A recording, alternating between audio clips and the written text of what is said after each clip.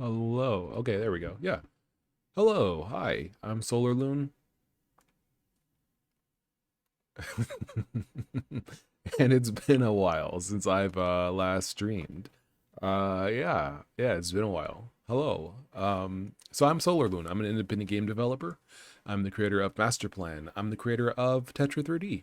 I'm the creator of different things, different tools and frameworks for game development, primarily using Go. And something that I wanted to try doing was making basically a motion graphics library. Um, I originally wanted to basically make an application that kind of had, a UI, a GUI. Actually, let me double check something. Okay, yeah, had a GUI, and that was very easy to work with. Something like maybe After Effects. I know After Effects is not easy to work with. Primarily it's of course a very complicated piece of software that can do a lot. But I mean, just having a UI to make animations and stuff like that, like either that or Macromedia Flash or Adobe Animate or Blender. So many of these tools basically that allow you to make visual animations or animations, something like that where it has UI. But I thought that might be a little complicated to start off with. So instead, I found this other library called Mo.js,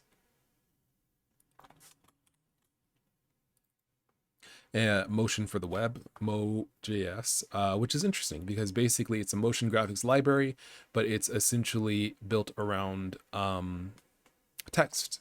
It's built around scripts. So you don't really have to, you don't animate things by hand visually. You animate it using text, using basically object definitions in JavaScript. So I thought, okay, well, if this is how this works, then it should be pretty simple to kind of like, make something similar. And so this is my version of this, which is pretty simple. It kind of works similarly, where basically you define a motion using YAML, and then you feed this into my library, which is called Moshun, Moshun, and then it basically animates. And something I liked from Mo.js, the way that they did this was basically you can, if I understand it correctly, you can pass either an individual number or you can pass a sequence of numbers and it will basically tween between them. So you can see here the animation tweens between a circle that is 20 units large and 80 units large, and it tweens between being pink and being orange. And so you can see it, tweening between these two over and over, and there's also a repeat function. So this is the concept, and I'm going to see if I can kind of reproduce it. So far, I have something that works pretty well. Um, it's not perfect, but it does, kind of do the things that I want it to do. It kind of does, it's a good start. Um, so you can see here, we have a nice little animation of a triangle turning like that, which is cool. That's a motion graphic. That's a very simple motion graphic. So what we'll do, I've implemented some things already. Positioning, size, animation duration, points for a polygon. So it can be, for example, a 5-sided polygon, which creates a pentagon, as you can see, like that, or a 4-sided polygon, which creates a diamond or a square, depending on the rotation. And you can also go like this, just like in Mo.js, and make an animation out of it,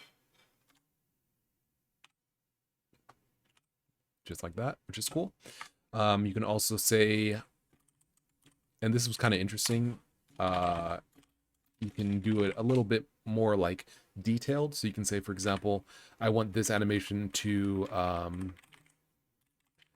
uh, be bounced instead of linear. So you can see that it will, actually, let me turn off rotation here. But you can see that it like expands the number of points, kind of, it animates the number of points smoothly. Uh, and then you can also say rounded is true. When rounded is true, then it basically um the points don't, like, it's not animating the points, it's just animating the, like, it's animating the points, but it's not tweening between the number of points. It's rounded. It's fixed. So you can do that for any numbered value. So for example, if you have a position that oh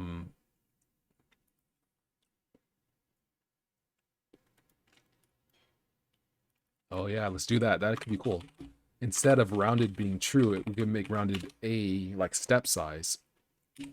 So like a rounded value of 1 would mean that basically the points go from 4 to 8 like in steps. But if you had a value of let's say you had a position where x goes from 0 to 120, like that, maybe you want it to be kind of like stuttery. So you could say, for example, this is values like this, and then you could say rounded or snap could be like 16 or something. So that's cool. I could do that. Let me see. Rounded.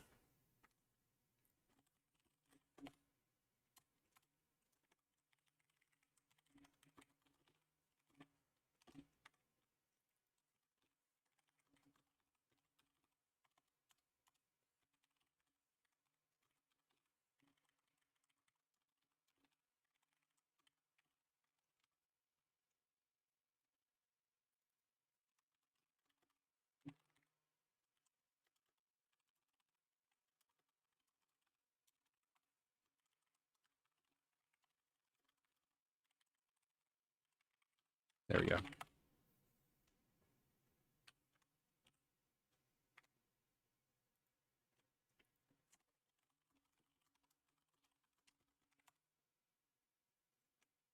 Okay. Oh, I guess it should be the other way. But yeah, this could be fun. This could be cool. There we go. So now it's snapped to a grid. So you can say snap, and then you can say easing should be out bounce as an example. Yeah, very cool. So there's some cool stuff you can do here.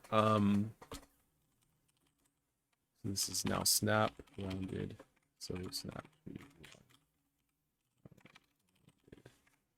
Yeah, so basically I'm just making this motion graphics library kind of thing to make it easy to do motion graphics, because it's, you know, if you're making a game and you want to have a nice, you know, fancy logo, it would be nice to have the ability to make a fancy logo. And I feel like there's not a lot of room for that in 2D games, but you know, why not? Like we can do it. You can do it. So that's what I'm working on. So yeah, there, you know, if you've ever seen a motion, a you know, fancy logo from a uh infographic or something like that, that's the kind of like motion graphic I'm thinking of. Nothing too complex, but basically animating a basic logo to, you know, have it work and kind of be interesting, you know, kind of have it be smooth. So I have some cool things set up already, again cribbing from Moj.s. um so you can set up tweens just like this. I think this is pretty simple. I feel like it could be simpler, maybe something like that, just X without position, but I think that's fine, I guess.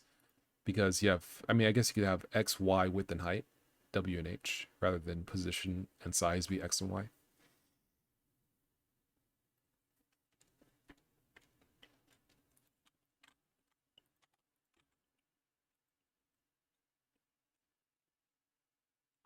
Kind of like that. I kind of like that simplicity. Let's go with that. So instead of position being a struct, we can just have it like this.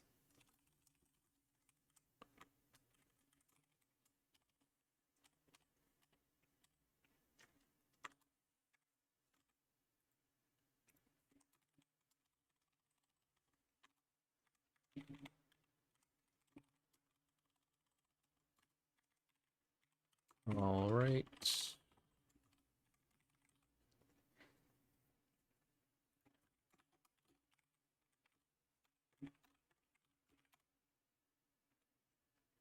Cool. Um, so we have some things already set up. Some things are already working, which is dope. Um, Position can be set, size can be set, and animated. Um, the point number can be set, so it could be however many number of points as you wish, as you need. The stroke width can also be animated, so you can go from 1 to 10, for example, to animate that like that. So you see it slowly getting thicker throughout the animation, or just a single value if you just need it to be one value. Um, yeah, we also have something called then, where basically if you make an object in then like this, um, this will basically become the next state of the shape. So for example, we can say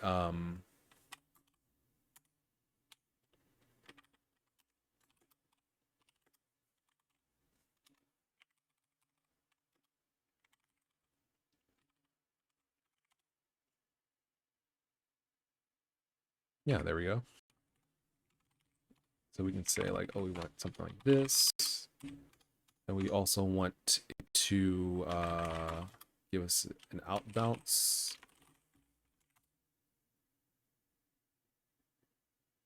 There we go.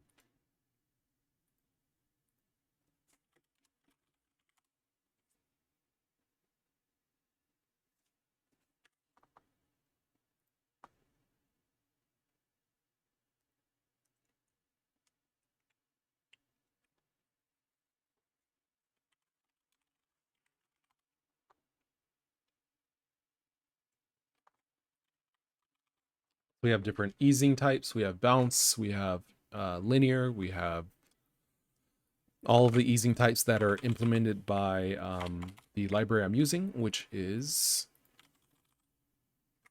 Tanema's Gween library, which is like a Go tween. So that easing package has pretty much all of the easing functions that you would need. Um, in, out, in, and out, linear, bounce back, circ, cubic, all these different options. So that's cool. So what I need to do,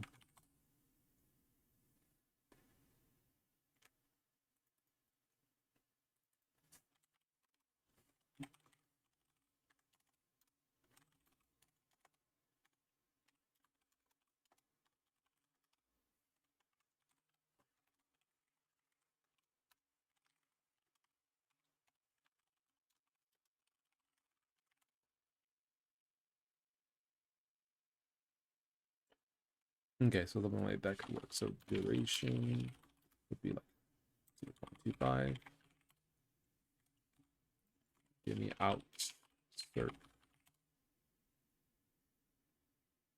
Yeah,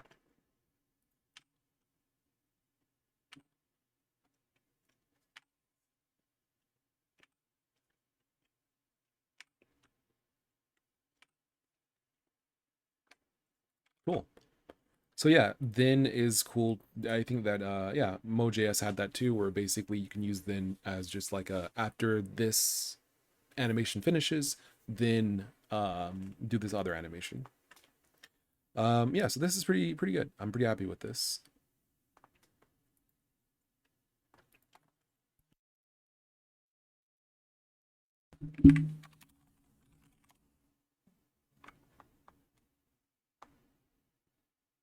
Yeah.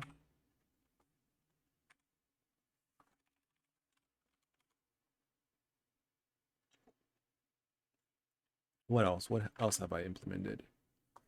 Um, Values, snapping, easing.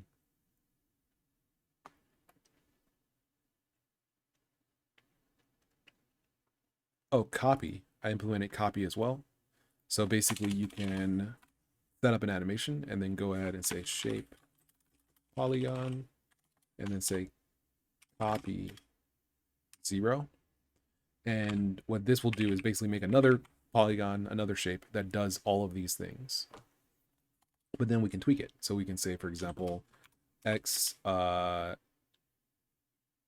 instead of going across the screen to the right, we can say like, oh, we want it to go across the screen to the left.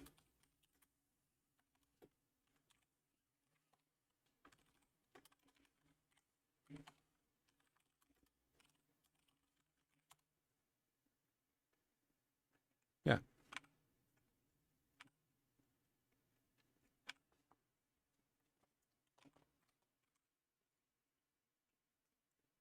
Now, the thing that's interesting is that the X value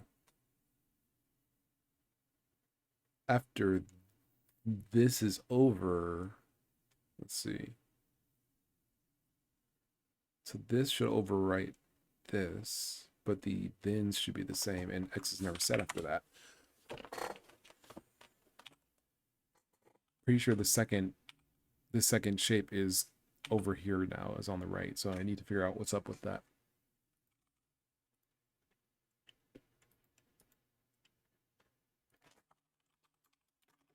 Forgot I have delay as well. Okay, yeah, you can see it now. It's very clear.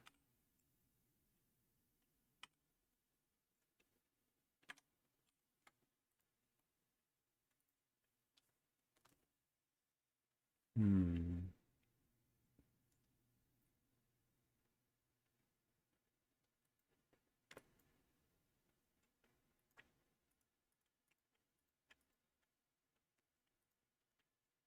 Oh, I forgot to get some music up.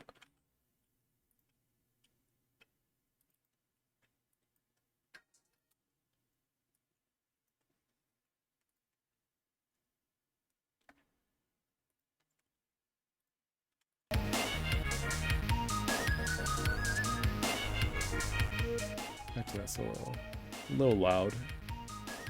That should be a little better. Okay. Let's go with this.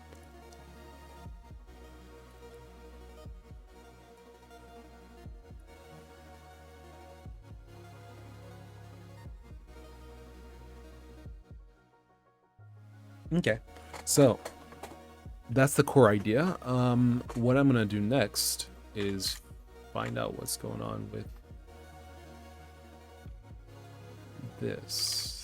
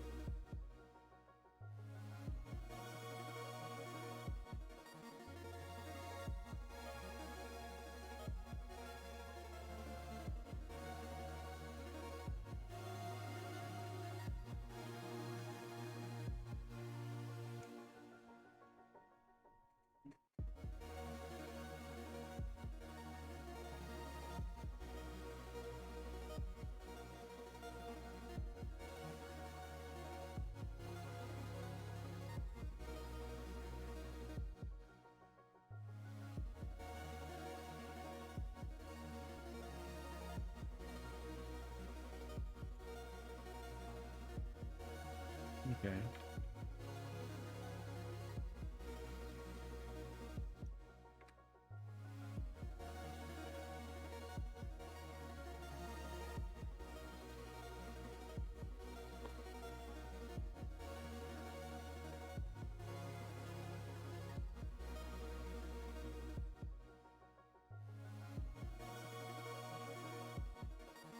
So this sets its own X values, but then why does it default back to this?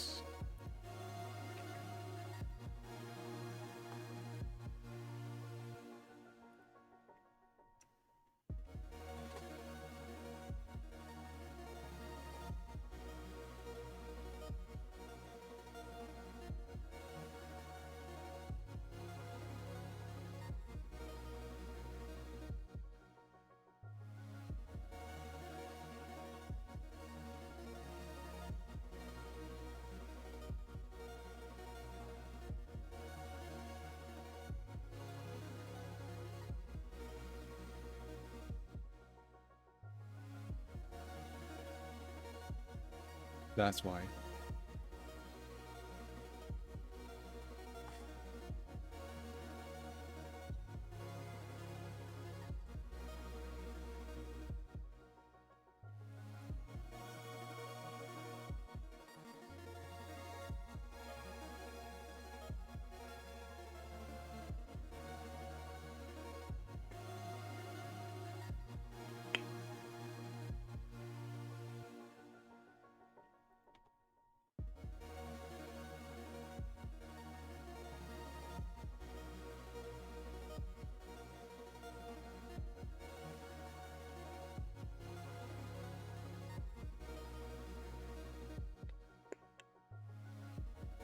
Okay.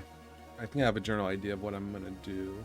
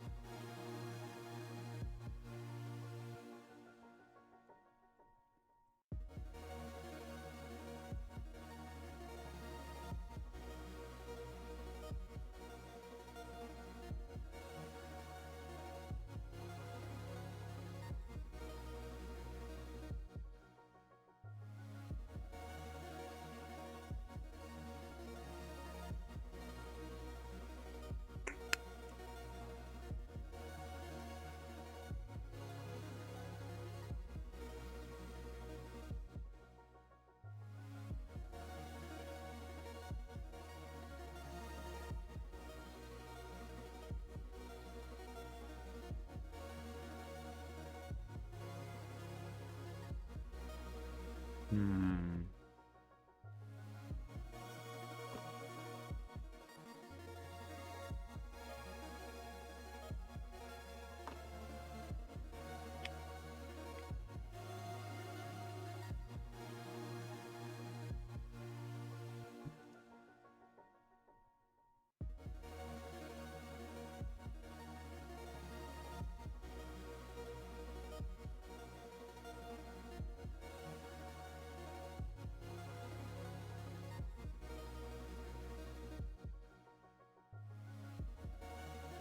That might work actually. Let me go back.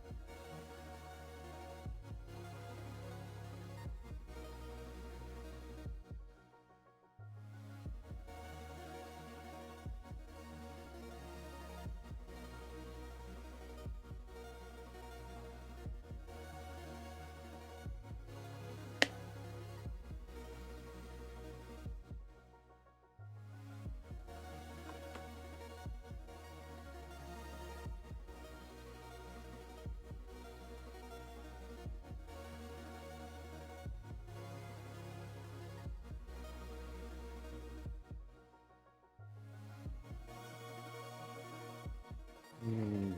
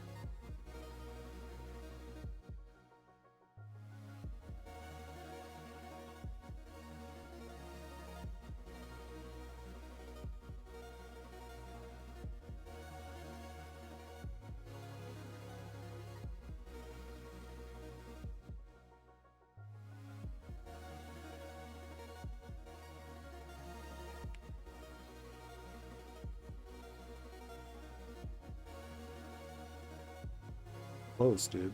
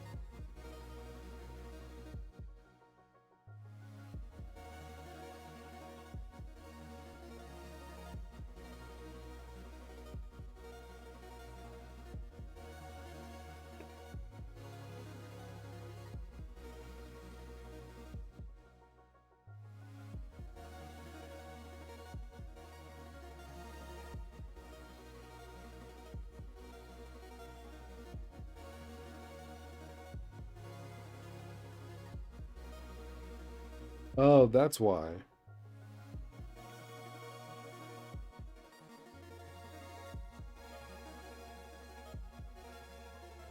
Oh, of course.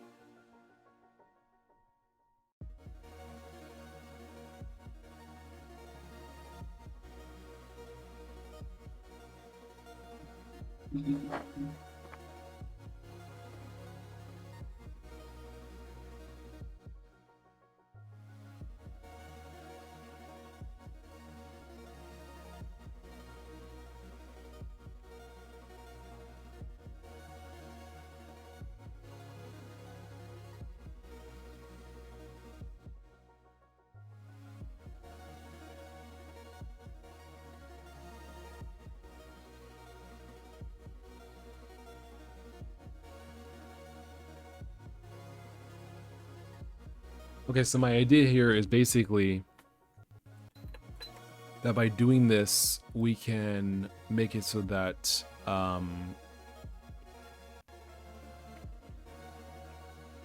if any of these values can't be found, then we can go to the parent shape, the earlier state of the shape.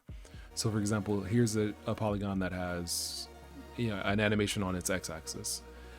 If we say then do something else like this, then here, if when we pull for the x, it should basically say, hey, there is no x. Let me look at my earlier state's x value, basically, to know where I should be at this given time.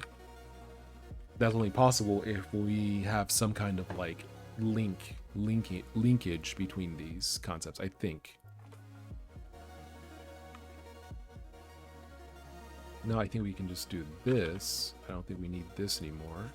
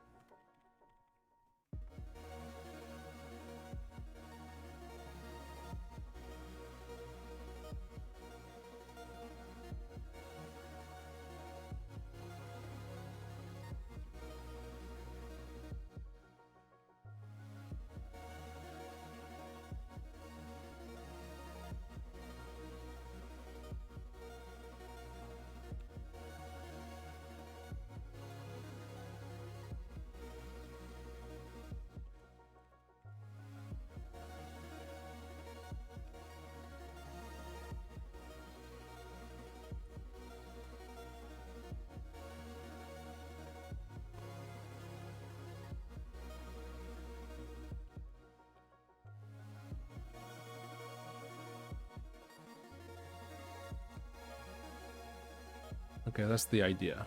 So we should be able to now say s dot get property, or really just maybe it's prop.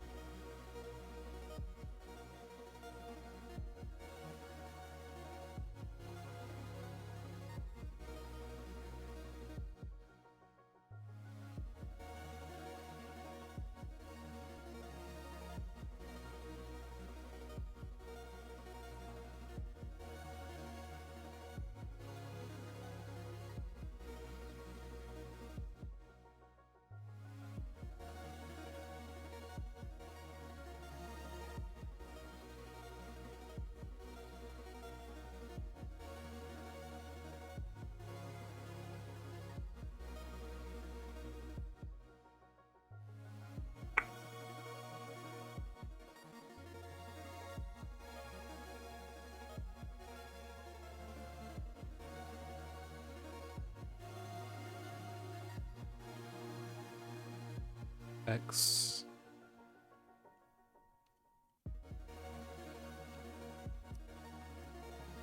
Oh, Y doesn't exist. I see.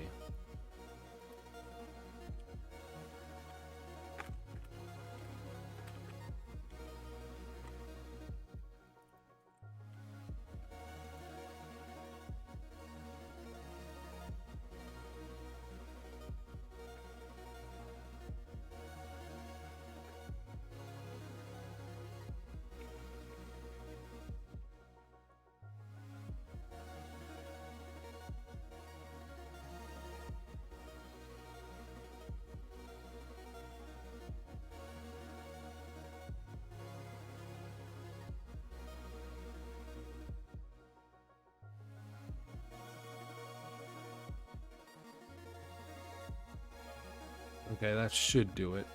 Or give us at least something to work with. Sequence. Focus.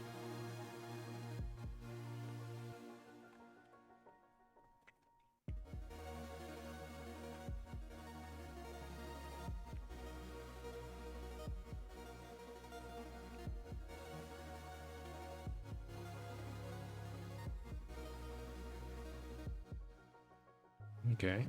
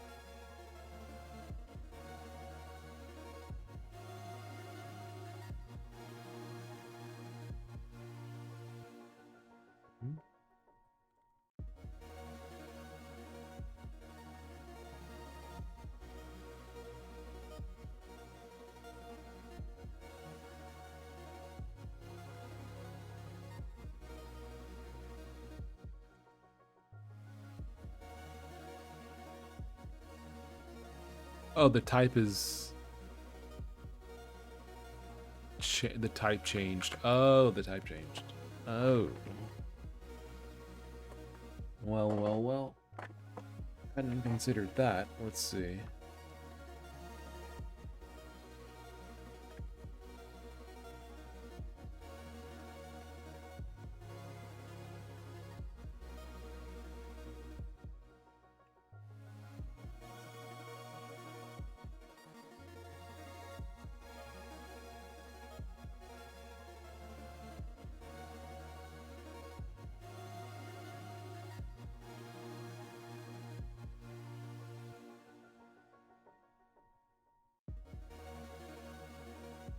Hmm.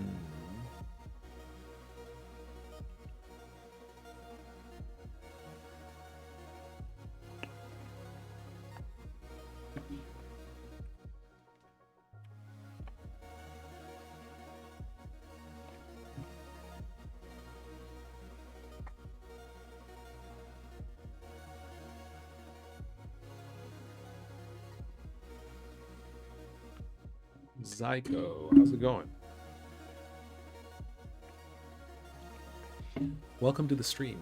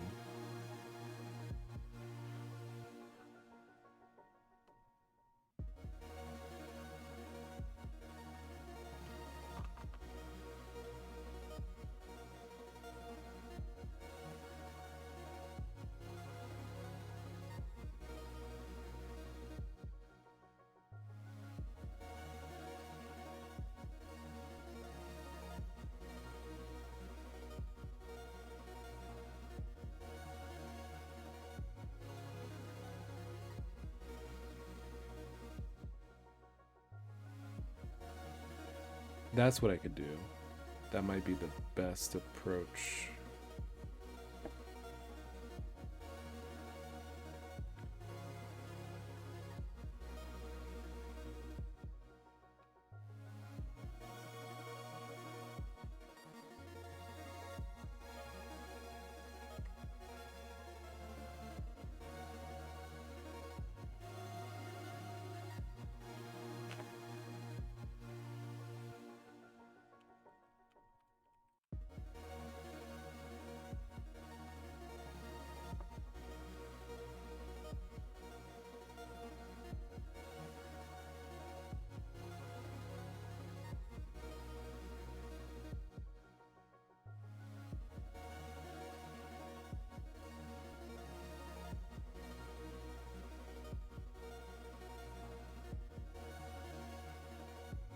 I don't know if you're on Go 1.21, but did you notice that there are print line built-ins? I remembered that. I'm aware, but I'm totally not using it.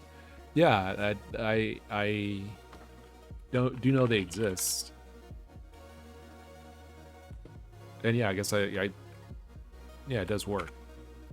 I have not been using them. I'm too used to format. Yeah, FMT.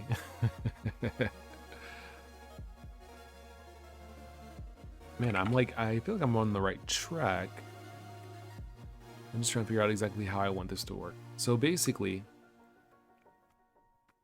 what I want this to be is that when it gets to then, it like starts from the end of whatever this shape was doing. That's where it picks up.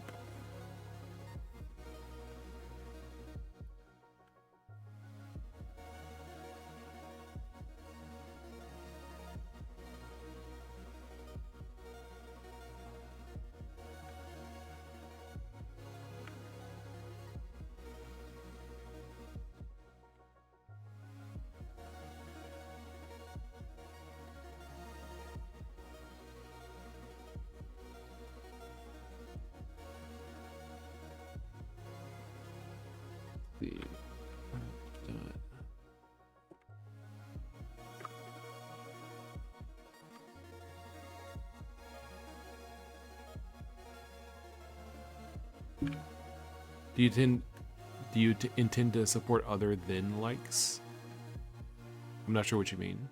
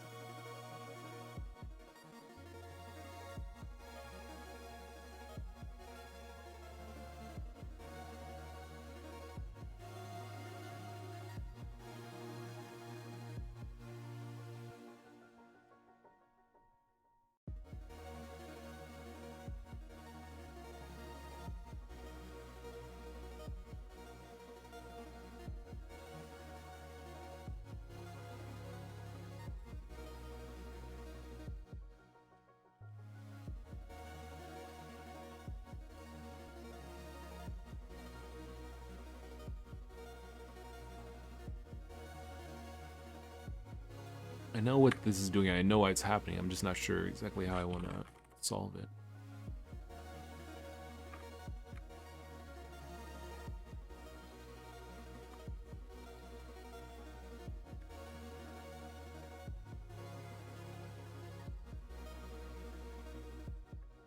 The then instruction from the YAML. Do you have instructions at the same level in mind, like go to or whatever? I can't imagine yet. No. Well, the idea behind then is basically after an animation plays, the next animation under then plays, if there is one. There doesn't need to be one, but if there is one, it would happen after this plays. So basically, this does something, assuming that there's an animation of some duration, and then after that animation's finished, the animation under then plays. But only that. I don't think go to. Well, I wasn't planning on anything like go to. Well, maybe like I was going to do repeating, like ping ponging or repeating, looping, but I'm not sure about go to yet. I don't think so, but maybe there will be. Excuse me. So once it hits that, if prop.empty, let's see.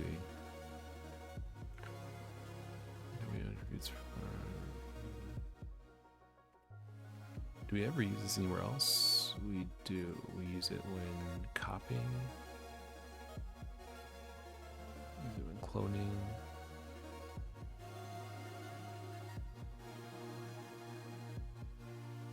If we do it like that, it might be a better approach.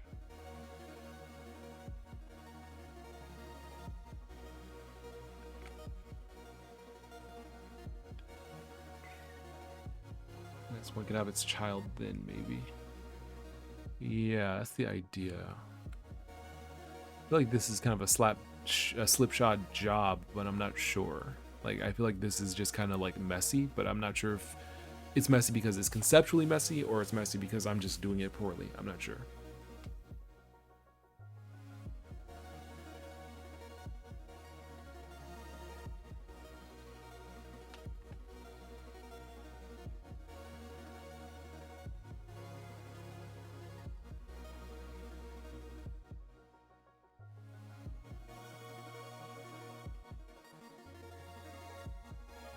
Okay, so it's still polygon. Is it? Let me see.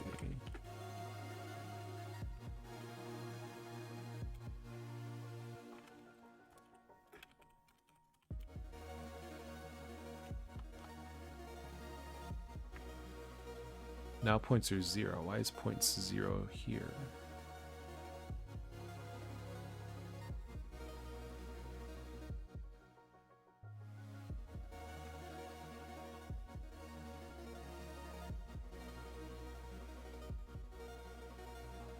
This is okay. Now why is that like that? Let's see, let's get rid of first.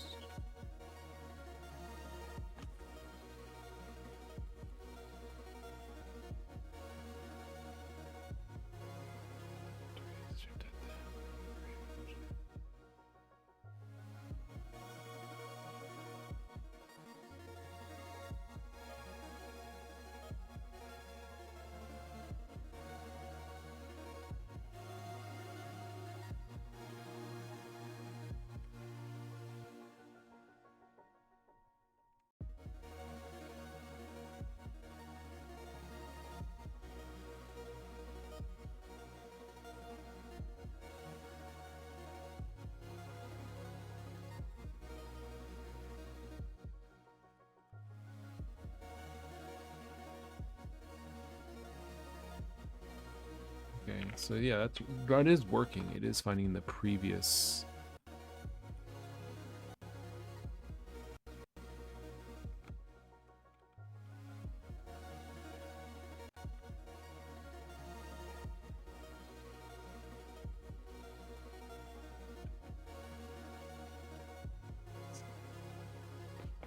It's previous found, then why it's Oh, that's why. Okay.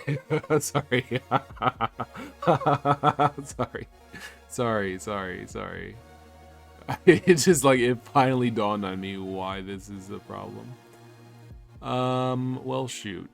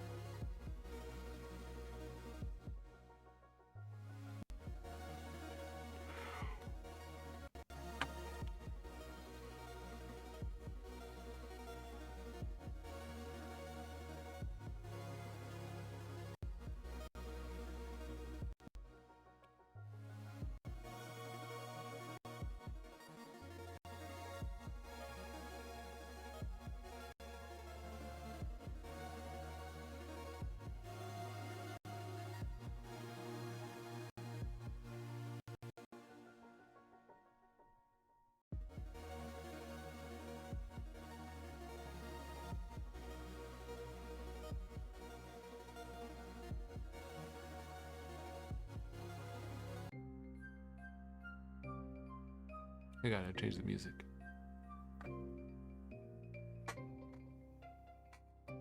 Gotta go Professor Layton mode.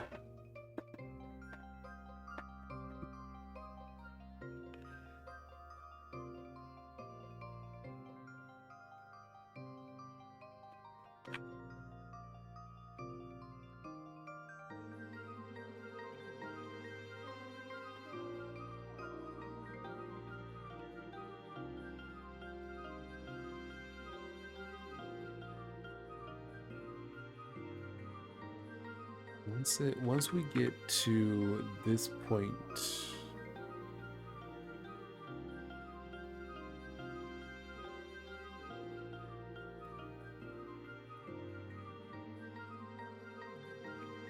let me see.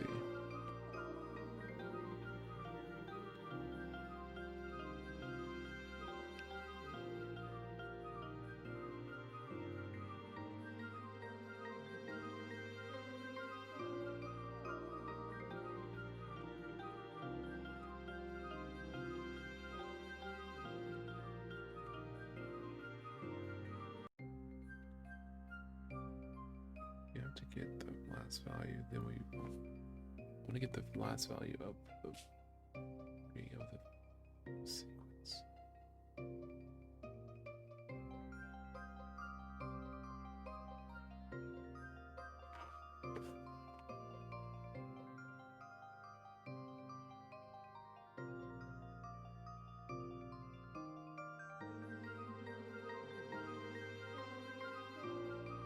All right. This is messy, but I can't think of a better way to do it. So this is just what's gonna have to happen. That won't work, dude. That won't work. No. Okay, that won't work. So then what do I...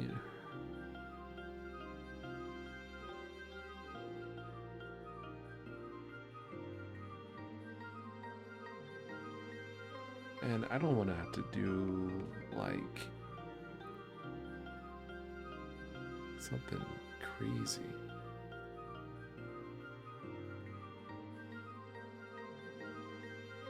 They should probably just all have their own playheads, shouldn't they? Nah, I feel so stupid.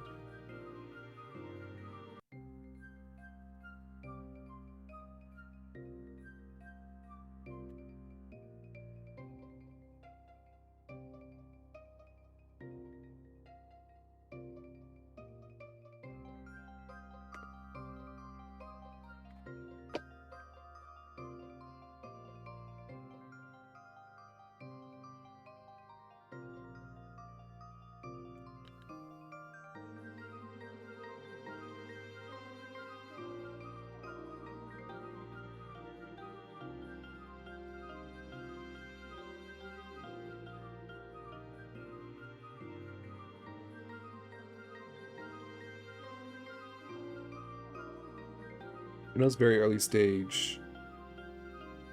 I don't know a lot about it, but it looks too close to the YAML structure, like it could benefit from more type definitions or transformations to code objects after parsing.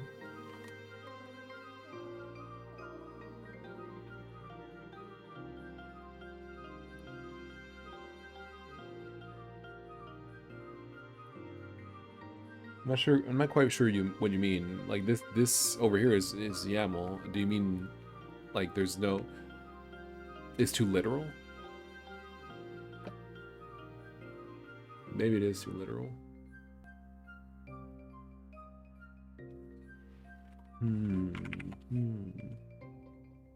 Like the problem here is that if we can't get the sequence because it doesn't exist in this animation. So for example, you know, properties were altered here, and then we get down here to a different animation, but you know, we're only trying to write down things that change. Then it should go with the last value from the previous property, from the property in the previous state. That should totally work, but the problem here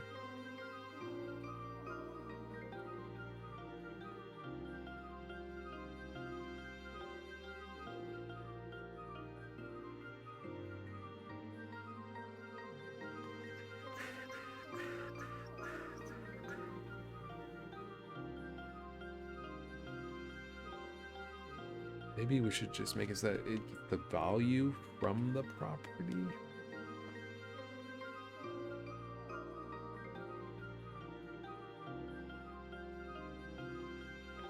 That might work a little better. I guess that's what we need to do.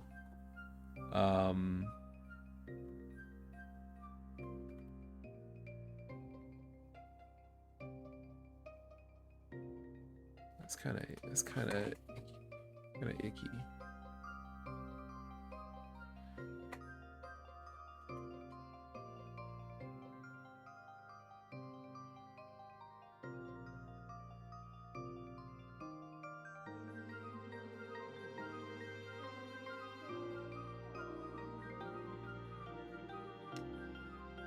I can't think of a better way to do this. Essentially. So we'll do it this way.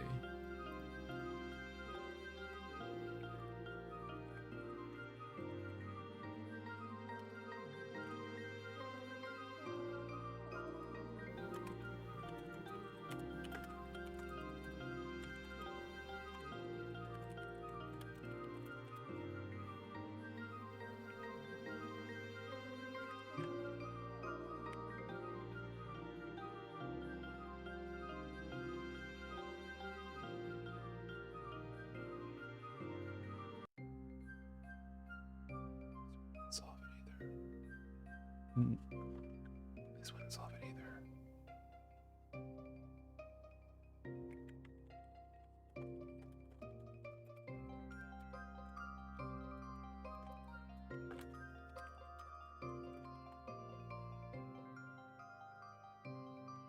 Actually, I think this might work.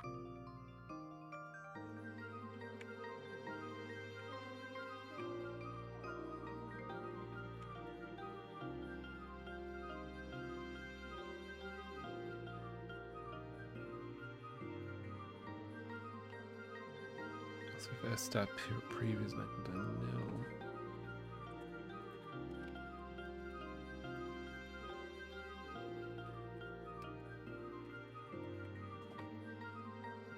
Look it up.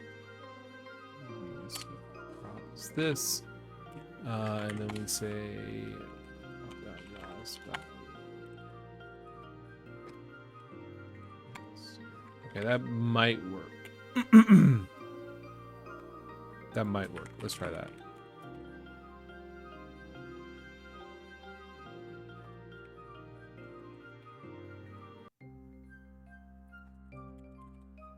The YAML is fine, but I feel like YAML stuff is still getting resolved during the shape animation.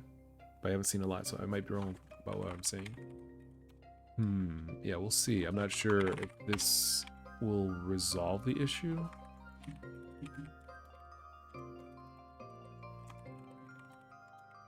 This at least cuts down on the amount I need to type, which is good.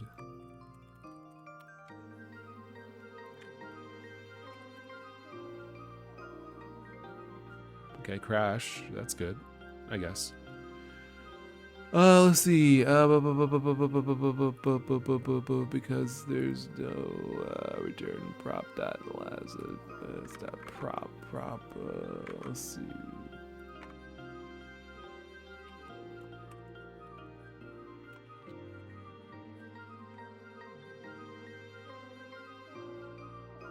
Prop is nil, huh? Let's see.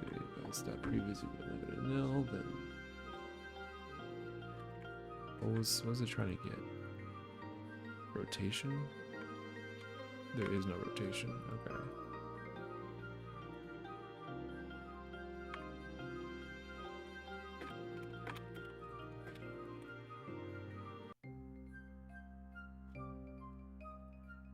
Okay, that might be working correctly.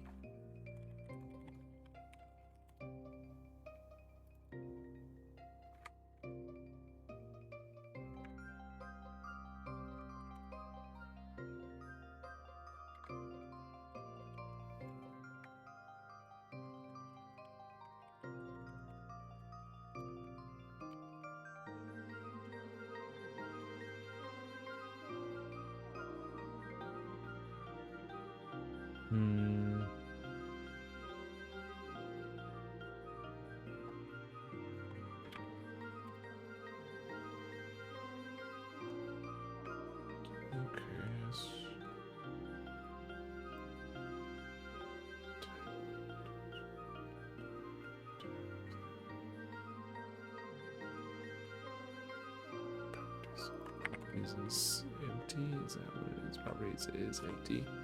Why? Oh, because yeah, properties is empty as well.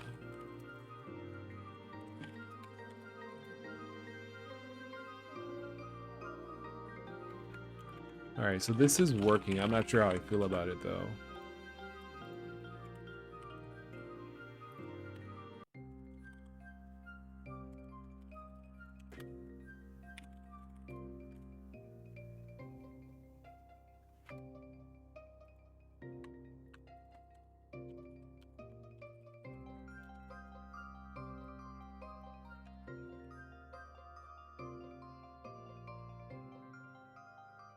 Yeah, that works, but I'm not sure how I feel about that.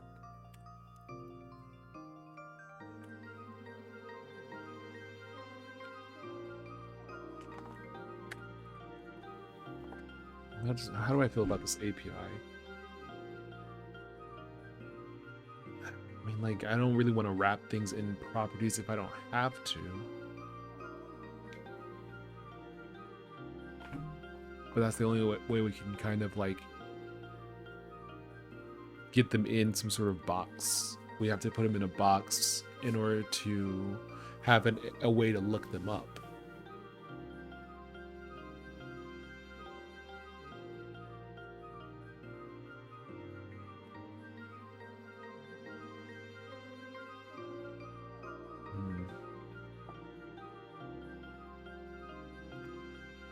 Like, it would be nice if we could just do something like that. I guess that's fine. I guess this is fine. I guess this is fine.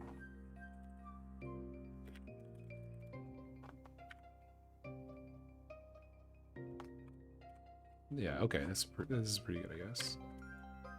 Just gotta remember to have properties, values, easing.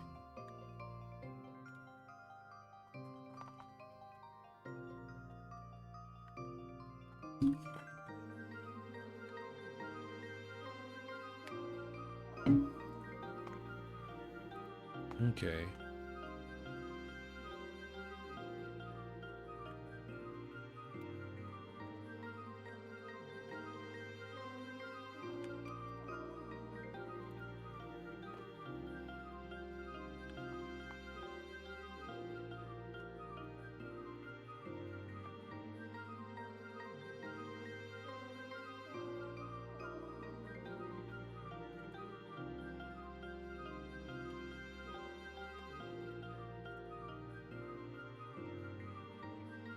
So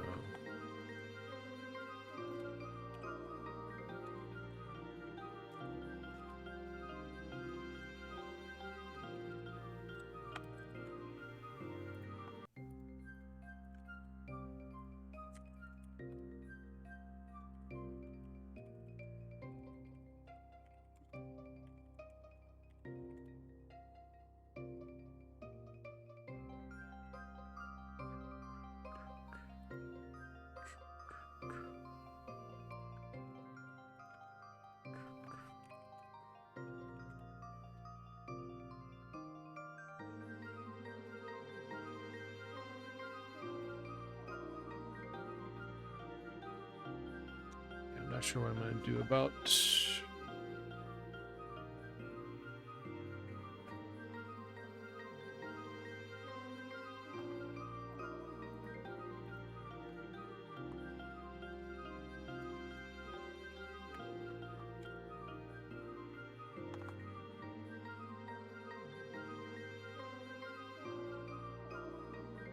Like, these are not numerical sequences, no matter what. They're colors. They're color sequences. So I'm trying to see, how do I even deal with that?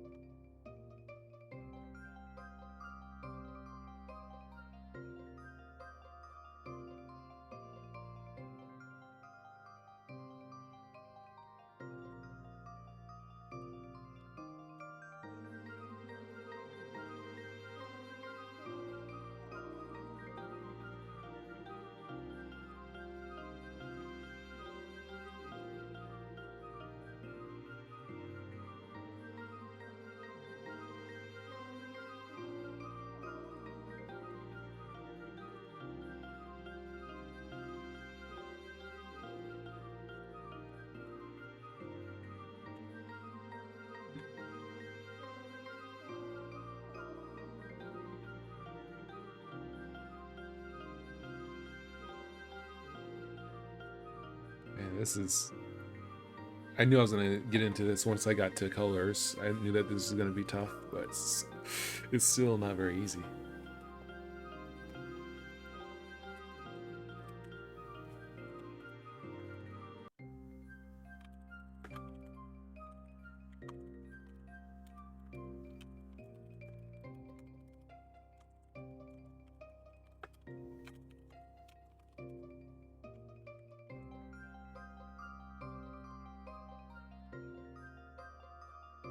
I can't change. Let me see. What's my plan here? My plan...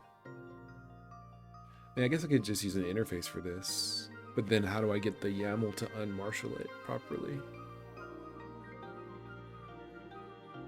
Well, maybe I just...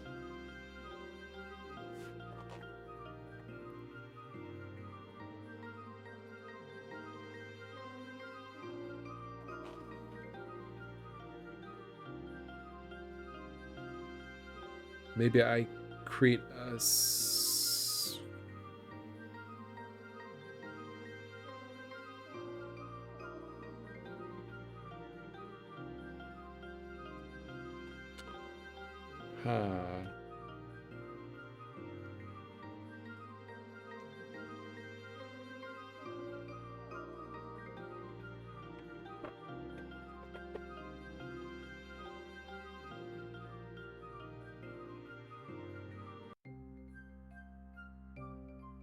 So we're unmarshalling this entire thing.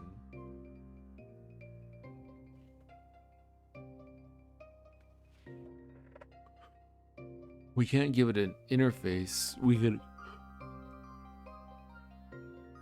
I guess we can create a slice of objects that basically just serve to receive the unmarshal and direct it as necessary, so it gets unmarshaled by a shape. Well, I guess they're all shapes. I guess we just need to make a custom unmarshal thing for shape, where we make appropriate sequences. I don't mind using not generics. I don't mind using interfaces here.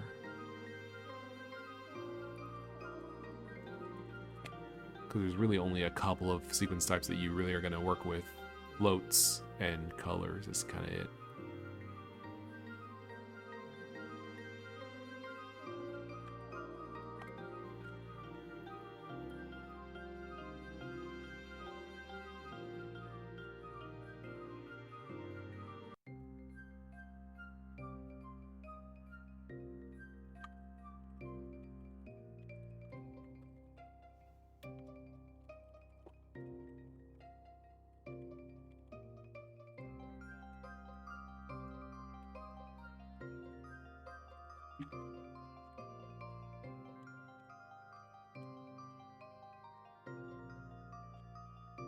Okay.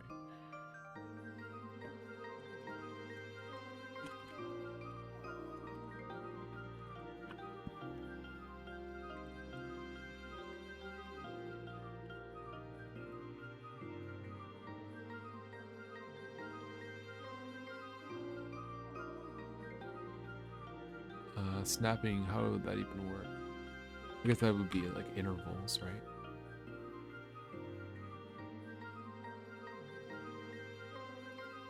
Could work. Could be useful. Let's see. If it's a sequence, then it would have to be a string. That I think it's converted. Let's see.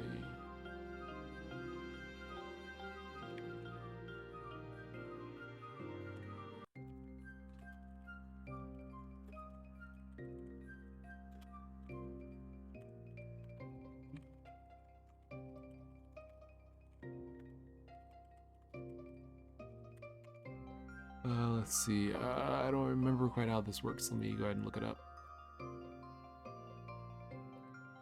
Let's see. I think it's something like. Did I do this in master plan? I think I did.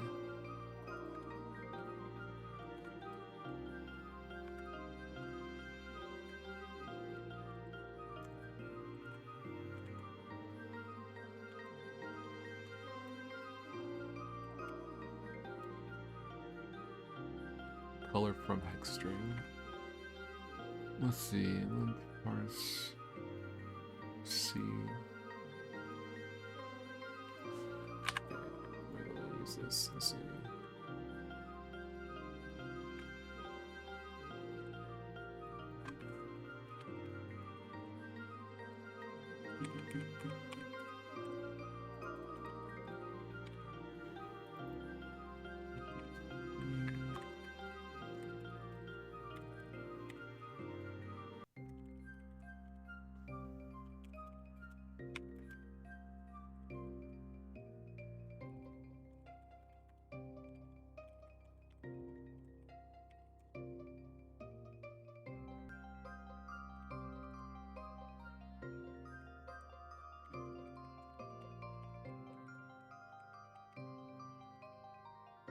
Because we could just do like this.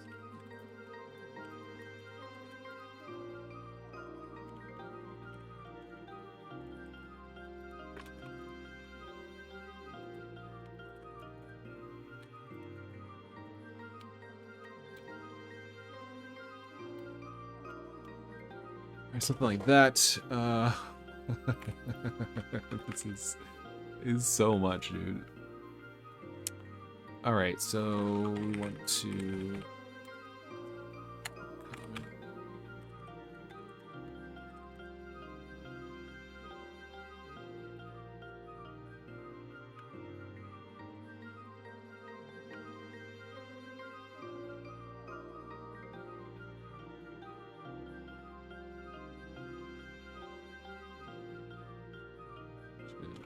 This differently.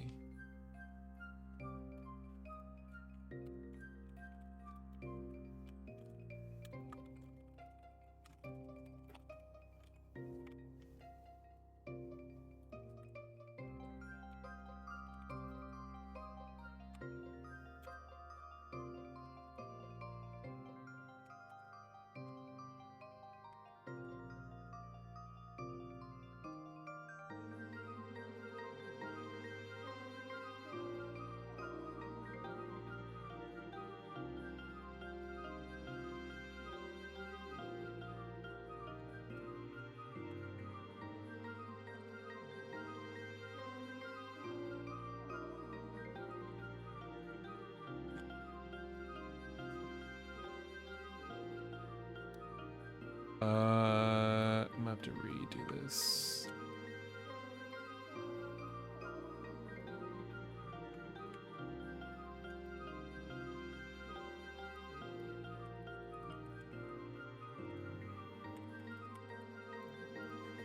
Dude, I don't remember this. It's like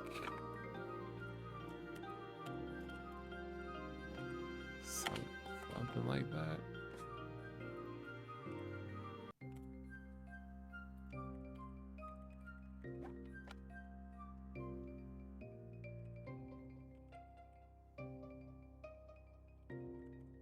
Dude, how does this work?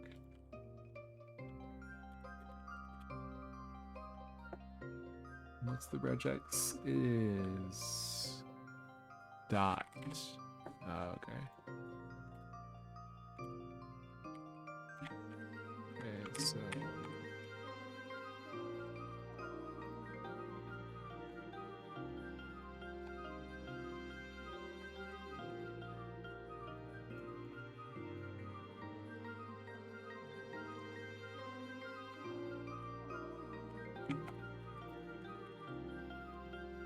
okay, let's see.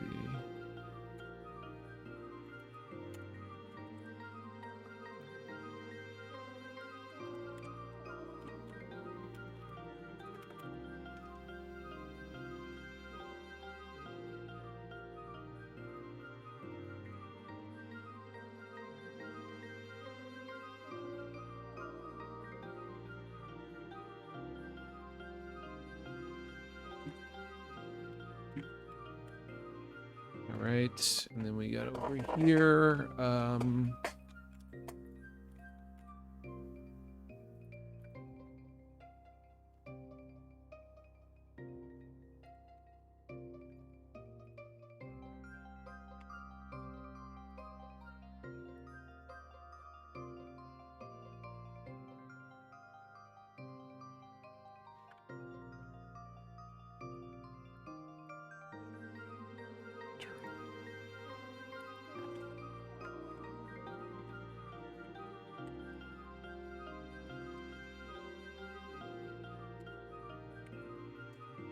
Okay, let's see.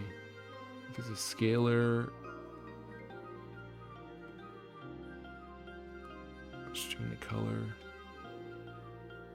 If it's a sequence, if it's a map.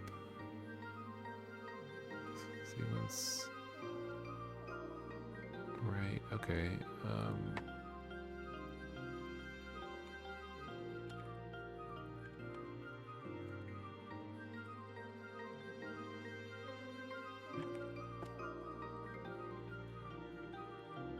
Right, insert value v. It has color.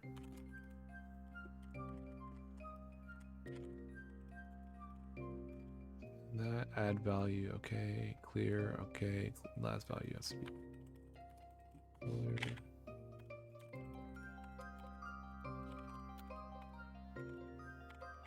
Empty value, please add. Okay, cool.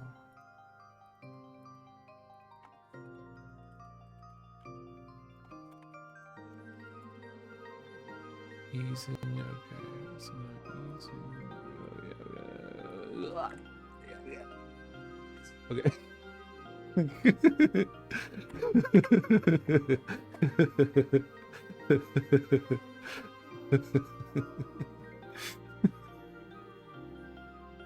Just, I'm dying.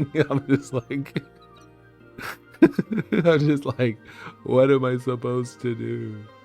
I gotta mix these colors. Okay, so snapping, I don't know how I'm gonna snap with mixing, color mixing. I guess snapping, it's not that important right now. We're just gonna ignore that. So the idea here is that value, it should be, it's not float 64. Should be s.easing. We can't ease between these, can we? Can we mix through other means?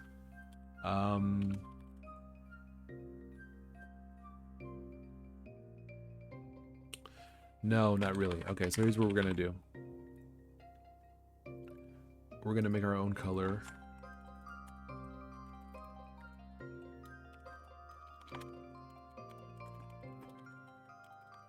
I guess, because we can't mix between them. I mean, we could mix if they were high enough fidelity. Can we do like... I guess we can make a function that mixes. That's fine. We don't have to do that. We can just do something like...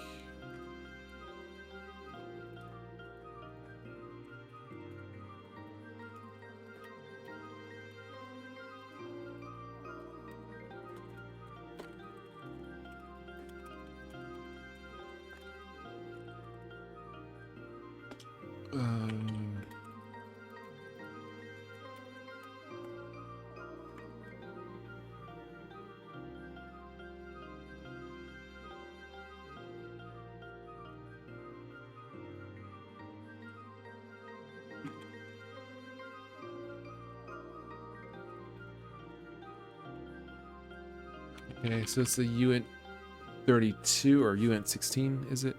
UINT 32? UINT 32. Okay. So RGBA, RGBA.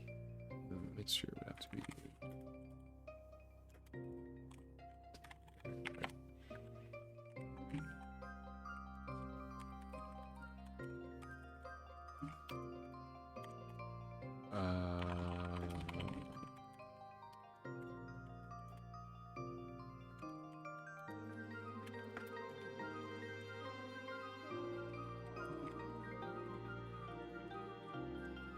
R2 minus R times mix R plus this. Okay. Do we want to? This might work fine. We'll just do it, I guess. R plus this. Okay. So now.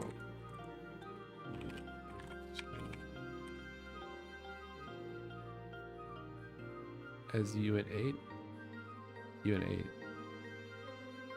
Oh, it's UINT 8. Okay.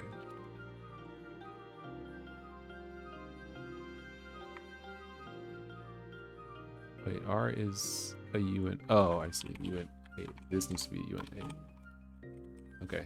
So UINT 8 plus, okay, UINT 8. Okay, so R2 minus R. Turn that into float 64. Mix it, and then you have R plus that. We can't just do R here because it's not float 64 yet. Okay, cool.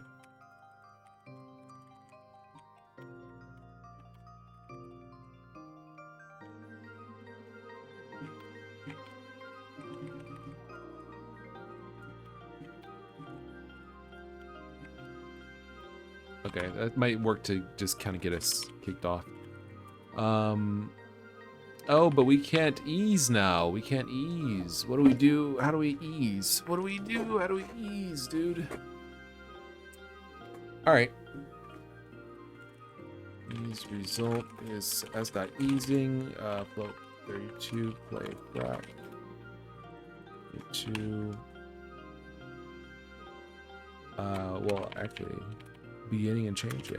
So just 0 to 1 duration.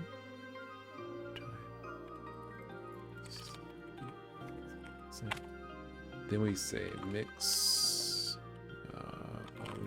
mix color, next.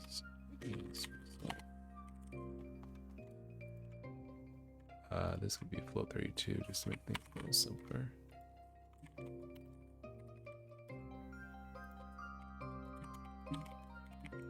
Okay.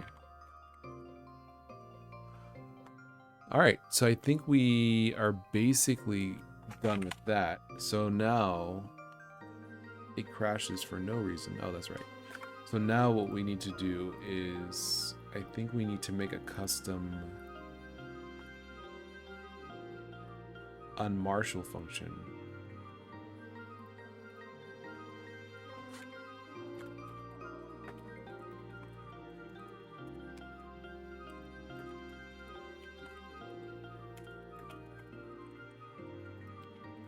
I don't even know if that's the correct signature. I'm just typing.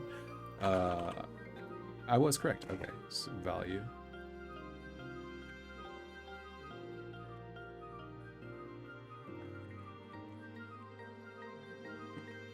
Okay, so the general idea is basically we want to know, is this a string? If so, then it needs to be a,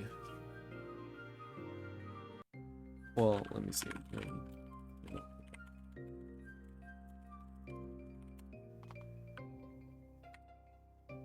Okay, so it's a map.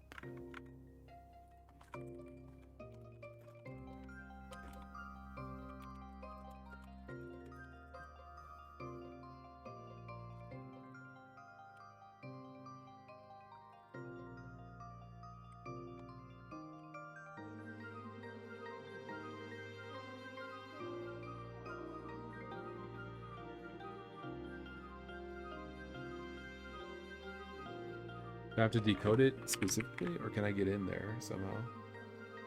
Okay, so I guess I can just do it like this.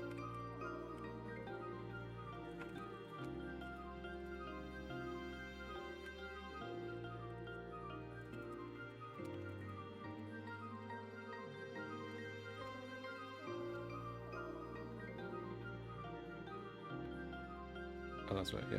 K node. Okay. So, get properties.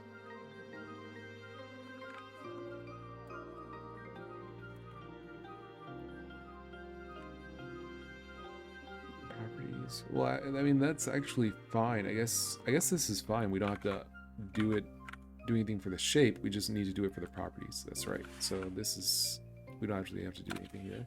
We have to do things.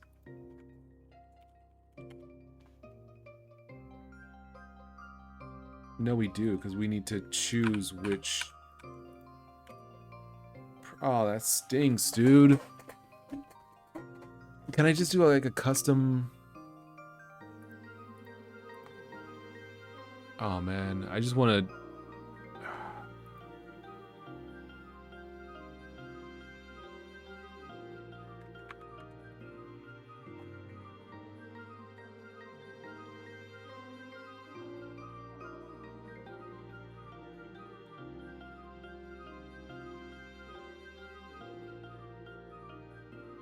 Wait, can this be represented as numbers?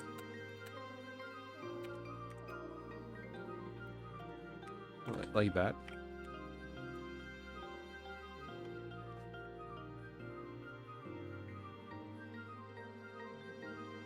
Yeah, right? That works.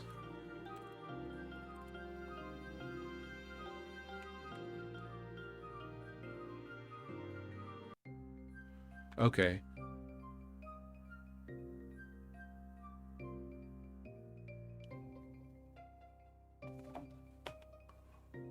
What is this number then in hexadecimal?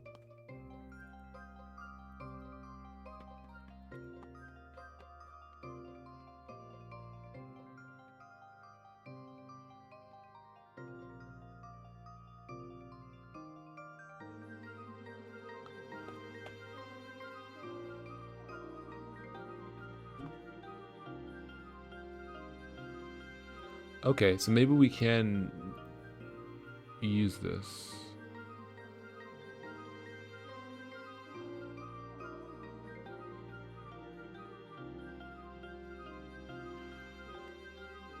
But this has to change. This easing function has to change because each channel has to change individually.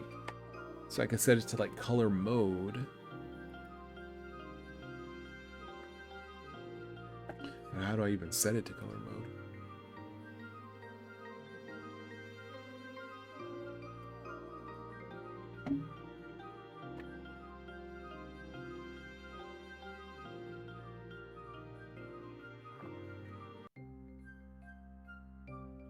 Whew, this is a lot of concepts. Maybe we don't need a color sequence, because I mean, if we have the numbers already, we can just store them like that.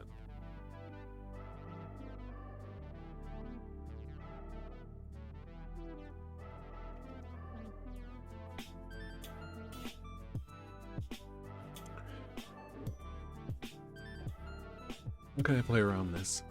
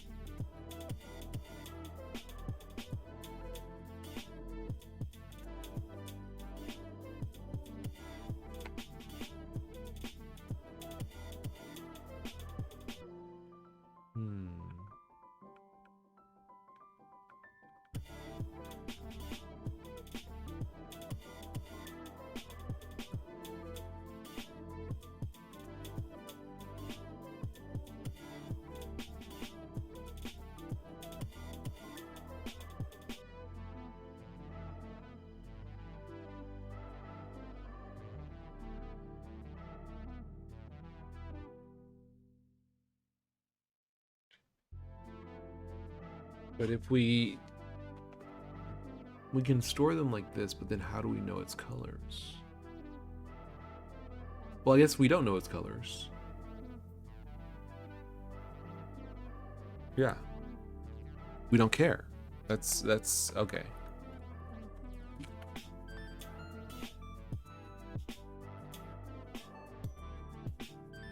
Yeah, okay. That's interesting. Let's give that a shot. We don't care if it's colors. We just need to interpret it as colors.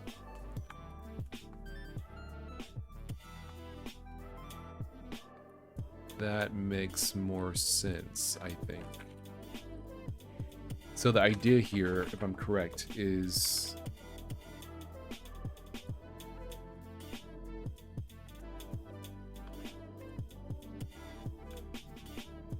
you can just do this.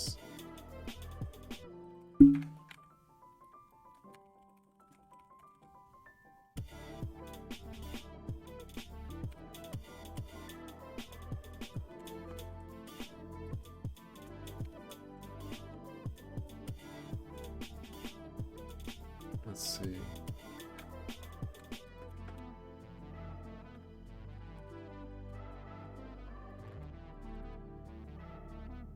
What we want to do is convert a number in hex to RGB.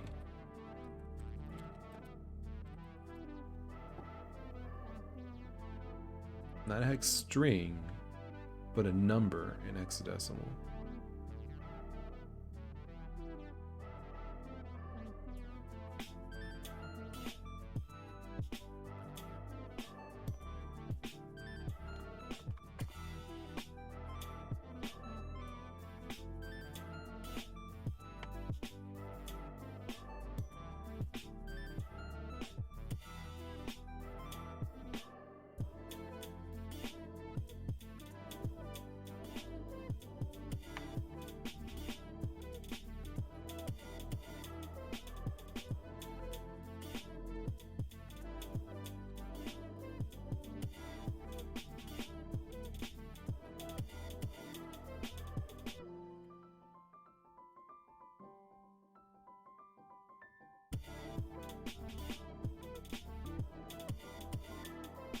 It can decode hex into bytes.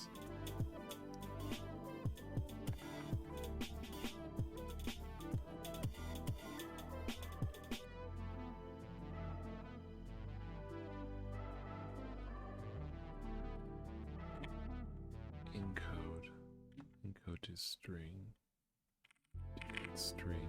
Okay, encode string. Turn the hexadecimal encoding of source. Okay, let's see if this works. I just want to see if I'm correct in my thoughts.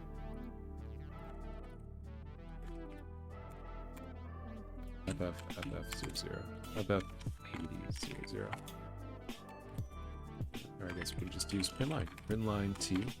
Printline X. Encode to string.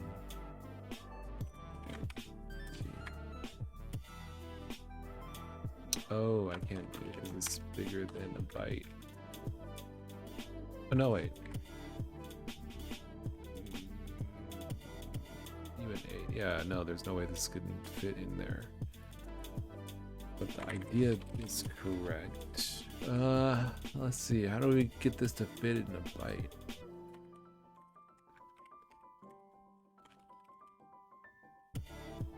Encoder, encode to string, encode to string. It's dot dump.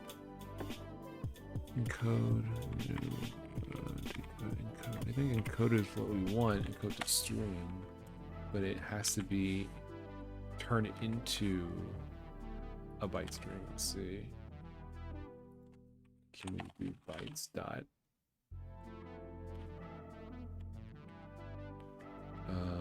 Let's see.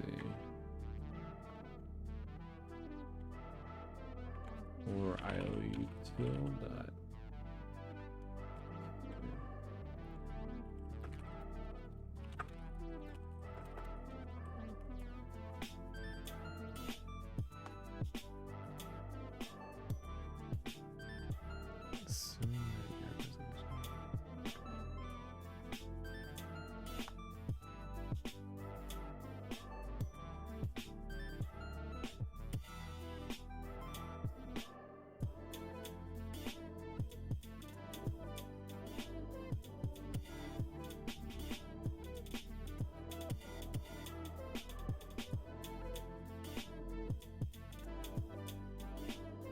if you're just trying to get ASCII presentation. I'm just thinking. I'm brain is frying. So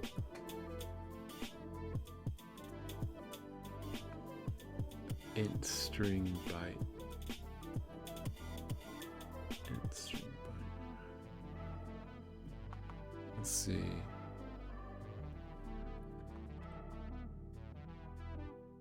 Oh. Okay, so I could do something like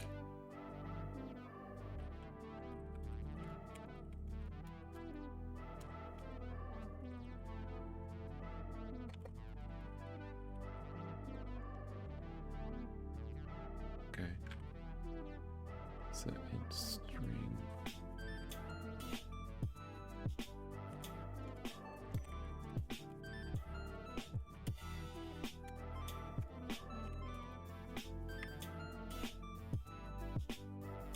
Okay, so that's the number. This is the string we get, but this is not the same as this. Let's see.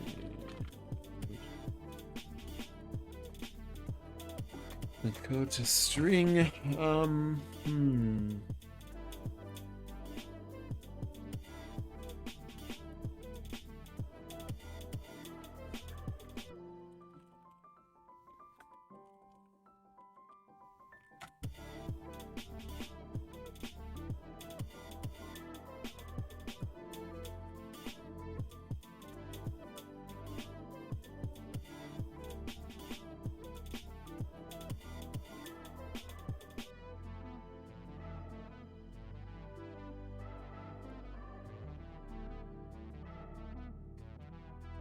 Oh, maybe this is let's see, maybe this is what we're looking for. Maybe it's like that. What do I need to U8 before T? Like that. Let's see.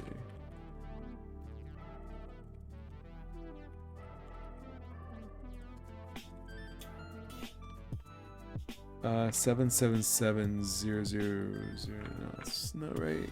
That's not quite. Yeah, I mean that's not. It's not super off. It's 10. Is that? Okay. Well, now I just ended up with that number again. What a base. No, it was correct. I thought it shouldn't have been base 8. Or no, base 16. Maybe it's base 16. There we go. Okay, that's what we were looking for. So now we can turn it into a string. Okay. So this is what we're looking for. So we can turn a number into hex with this, with format uint. So if we can do that, then we can make it so that this function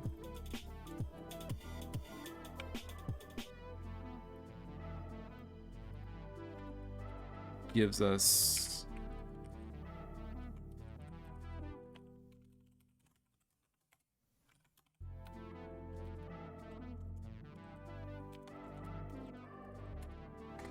something like this.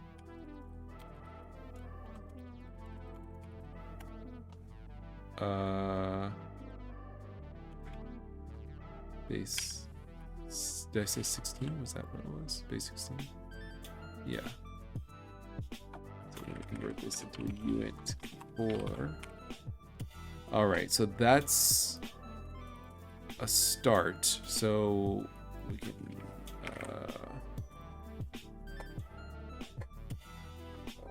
it's just like because this is already color value, right? So yeah, we don't care about snapping right now. We can just return.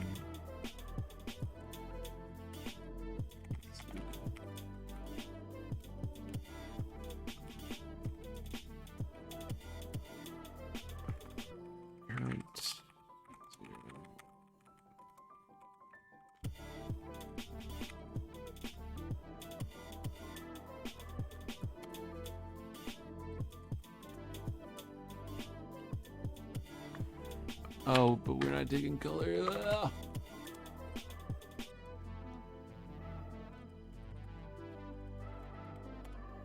Okay.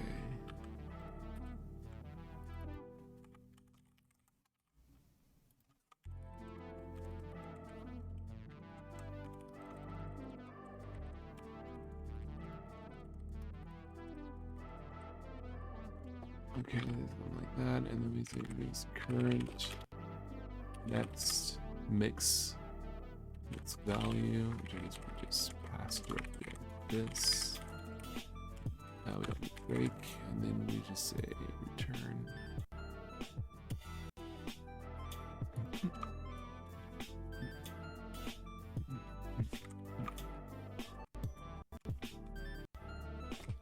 Okay, so that's kinda it, maybe.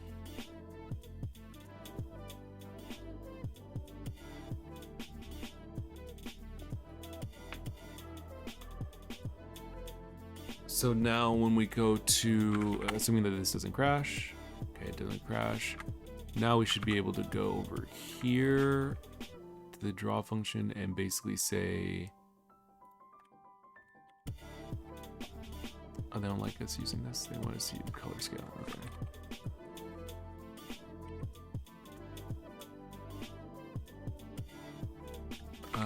Color. Use the package color in. Okay, so color in dot.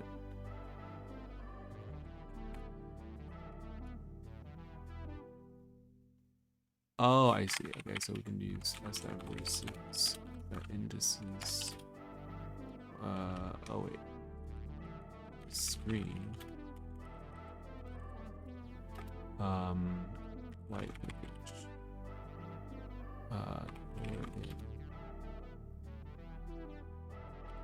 Options. Oops.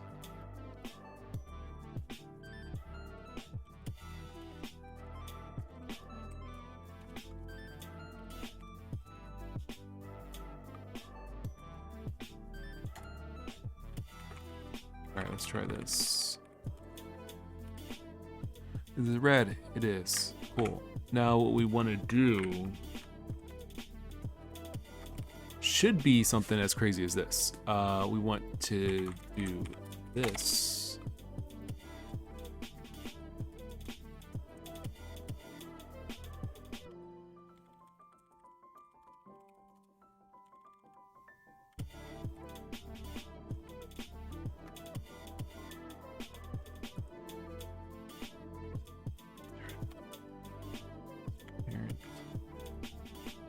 Last value, last color. Give me a transparent, and then give me this guy here.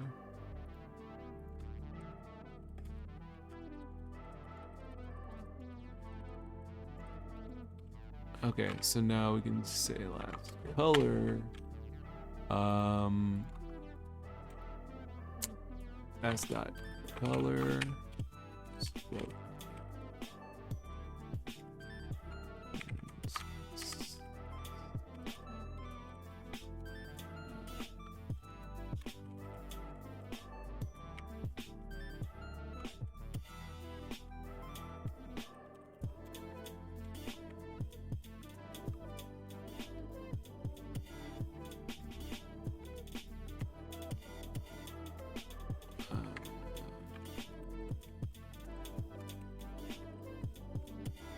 All right, something like that.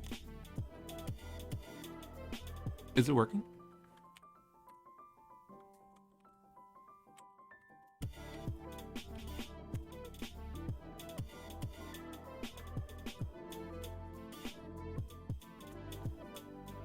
No. Okay. I was excited for a second. I was like, it's not working.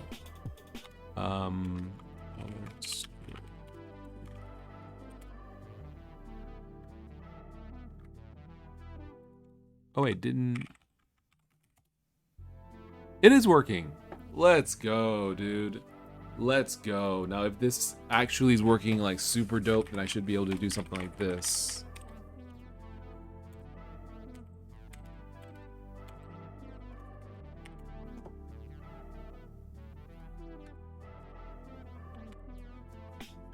It's kinda working. Let's see.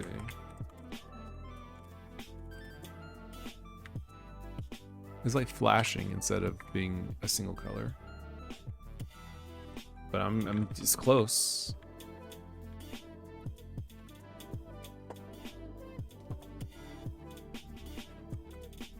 Let's see, it might be that this easing function is incorrect. Alright, so that looks right.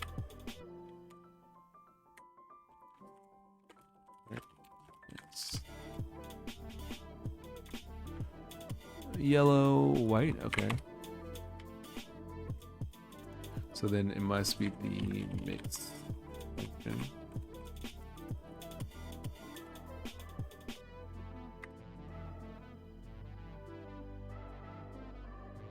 Yeah, mix function is not working correctly. Let's see, float 32, R, oh, that's the problem. R2 minus, yeah. Divided by 2, should be. There we go, dude. Look at that.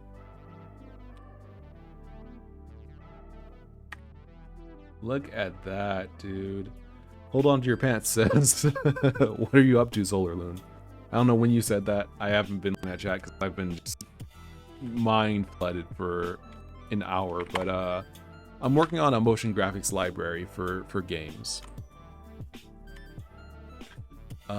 So far it's not bad. So far it's shaping up. It'd be nice if I could use words here instead of this hexadecimal numbers, but I mean I can only do so much.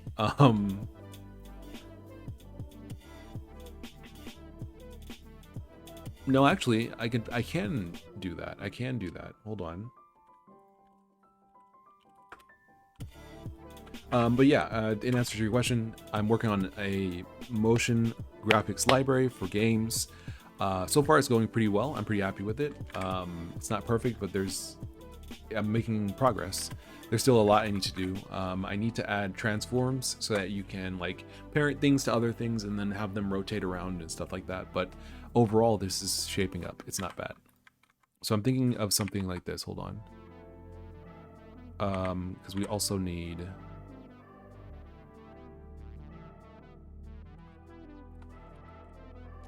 Let's do it like this. Unless we want to... Do we have like a reset? Scale with fill color. Triangles. This. So I guess we're to... so we don't actually need to...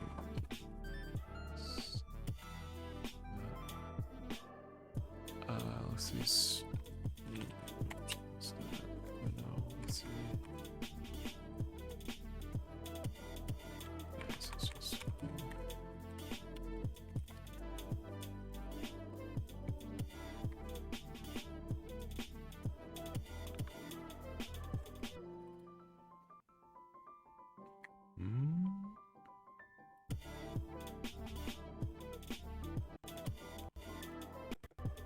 Do I need to do that? Okay, I do need to do that. Alright, so...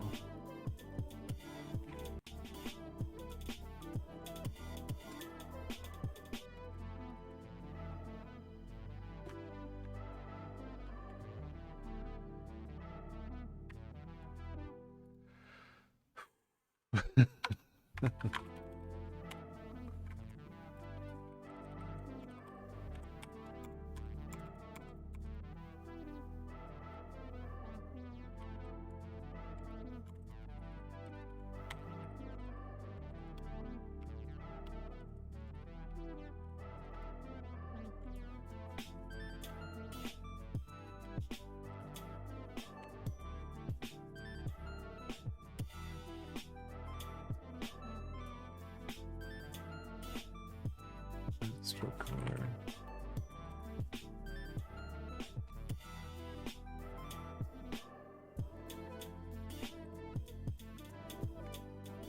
RGBA. Yeah, that should be black. Why is it not?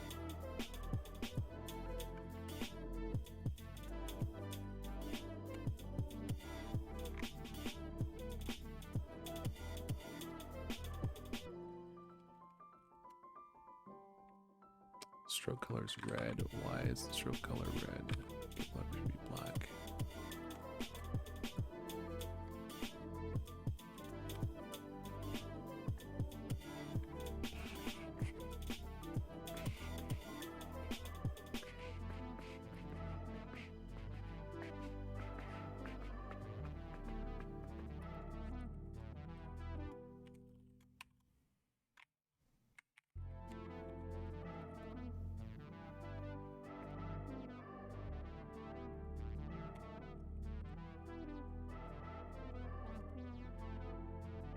Value 255.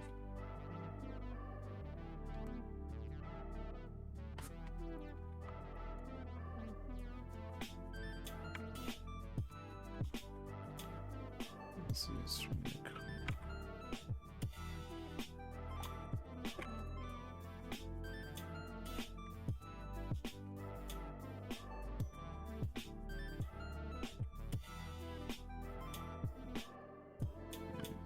FF.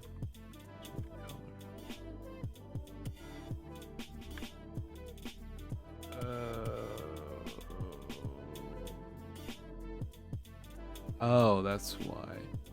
So it's just FF. Why is it just FF? It's because it's 0, 0. Right. Because it's all zeros. Of course. So what do I do here? Screen the color.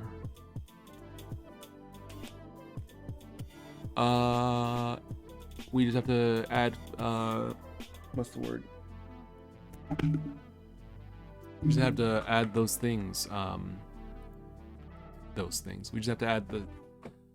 I can't think of the word. We just have to add not spacers. Where like we just have to format it, I guess.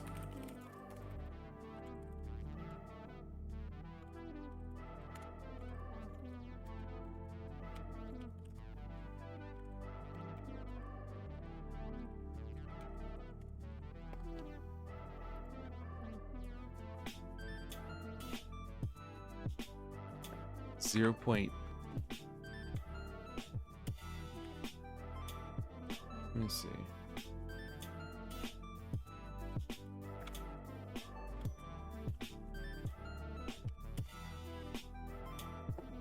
Padding zeros. Let's see.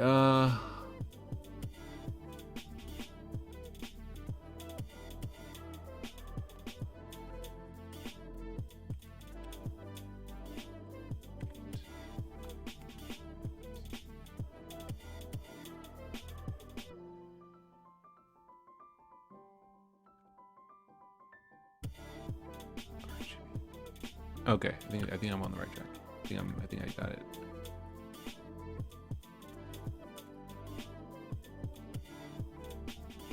Yellow color is oh, because we're not drawing it. Isn't that correct? Yes. Okay.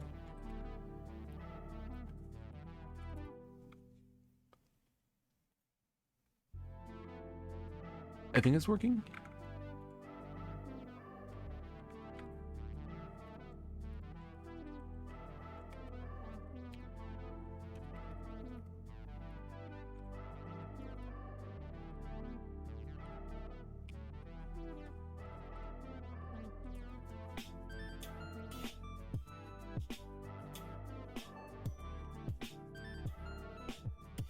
Woo.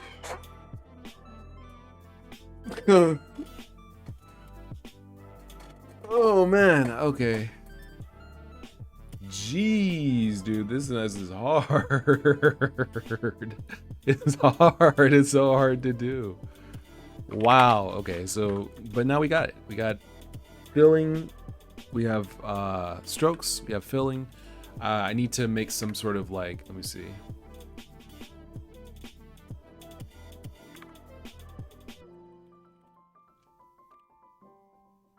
see it more clearly now. I need to make some way to like cut out the stroke, because there's some cool stuff you can do with just that little effect. Let me see if I can find the.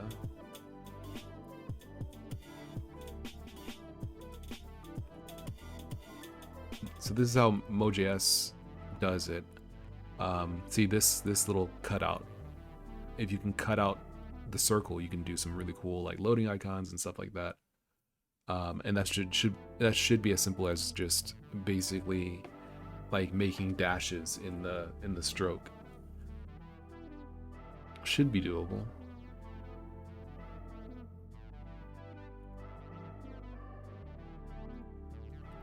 So yeah, overall this is pretty good. This is pretty good. I'm not sure how I'm gonna do dashed lines or cut into the stroke. Making a single cut isn't particularly hard, but making multiple cuts could have utility, and I'm not sure how to do that yet. Because this is where we basically do the pathing for a polygon, which is an even polygon. So like a triangle, a square, that kind of stuff. Not quite sure what I'm gonna do yet. Rotation works, right? So I should be able to do something like.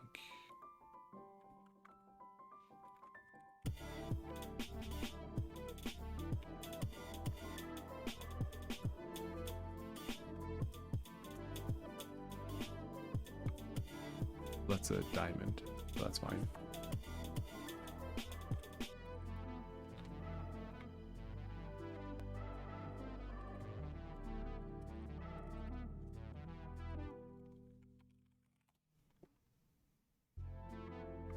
Oh, excuse like that.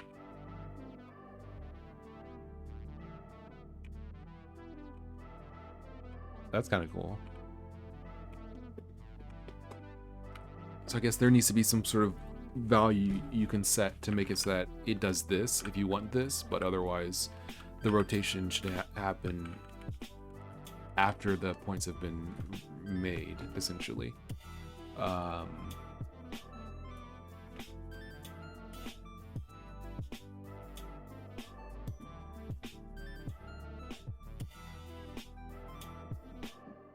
Because I mean, this is kind of cool. Like you very well might want this.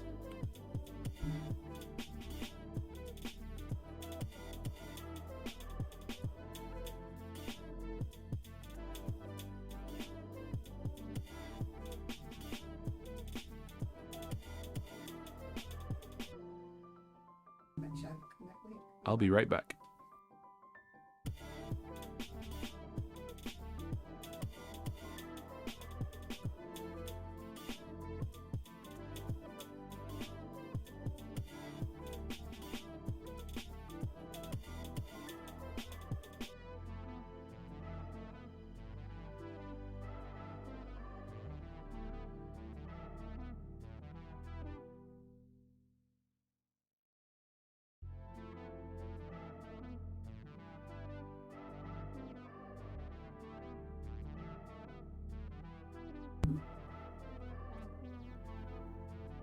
All right. Yeah, that's good. That's really good. So this is gonna turn out pretty good. I think it'll be pretty useful. I can imagine how the utility you could get from it. Although it's tough. It's definitely tough to kind of like fix everything and make everything work the way you want it to. But I think that it could work really well. It could be a lot of fun to work with, to animate different logos and things.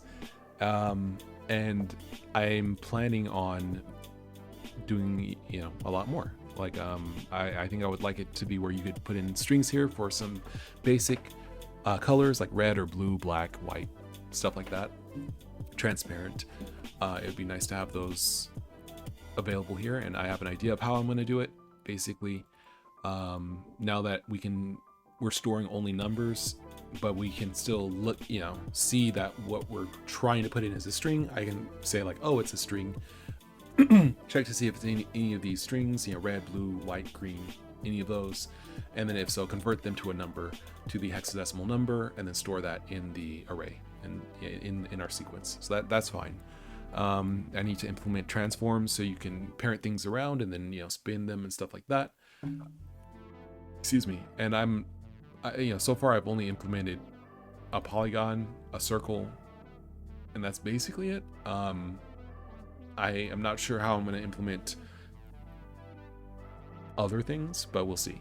Like, maybe it would be good to have some sort of method to like define a path. Maybe I think that's how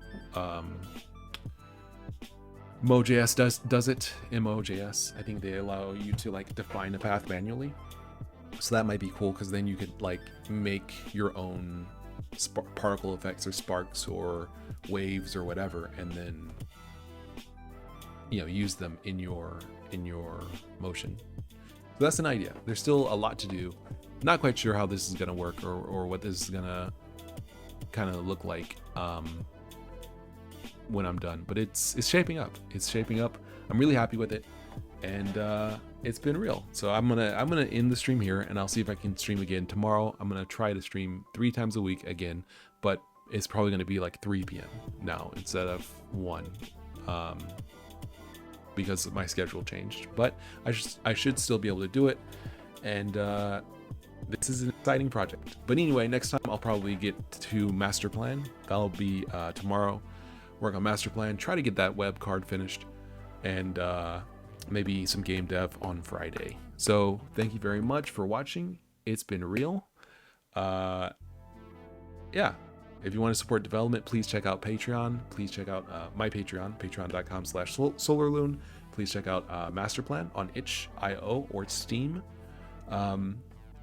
And you can check out my repositories, my coding repositories on GitHub, github.com/solarloon.